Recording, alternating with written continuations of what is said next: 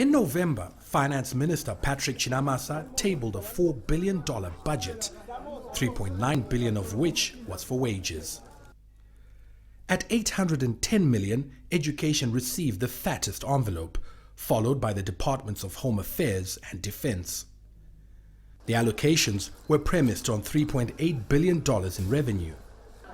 The marginal 1.1% deficit was to be financed through domestic loans. But things haven't panned out that way. A severe drought has wreaked havoc with growth projections, and expenses have skyrocketed. The only thing that's remained constant is the wage bill.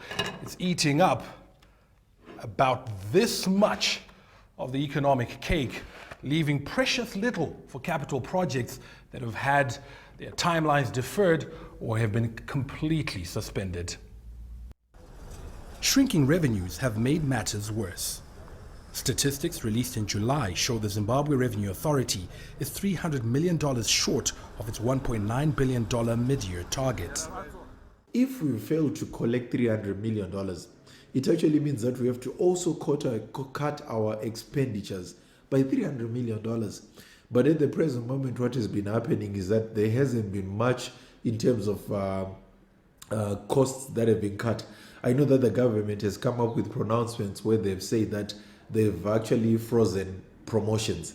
There's not going to be any new employees that are going to be taken into government. But we feel that more can be done. Retrenchments are being mooted.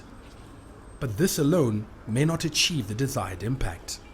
We need to take those bold reforms of reducing even the size of our cabinet, firing deputy ministers, closing some of our embassies, so that at least we create a lean and mean and efficient government structure in line with the size of our economy and also our population. Chitambara says this would bring Zimbabwe on par with its regional peers. We should actually ensure that at least 40% of expenditures go towards capital projects or capital investments. Then less than 60% should go towards not just salaries but all recurrent expenditures in general. In terms of probably salaries, I would say the average, not more than 40%. Some argue a broader approach is needed, one that goes beyond cutbacks, such as revitalizing the agricultural sector. As you know, the industry in Zimbabwe was centered around the output that's coming out of agriculture. So you will actually have a multiplier effect. And that multiplier effect will actually result in more revenues making their way into the coffers of Zimbabwe. And ultimately, a bigger cake with more to go around. Farai Mwakutuya, CCTV, Harare, Zimbabwe.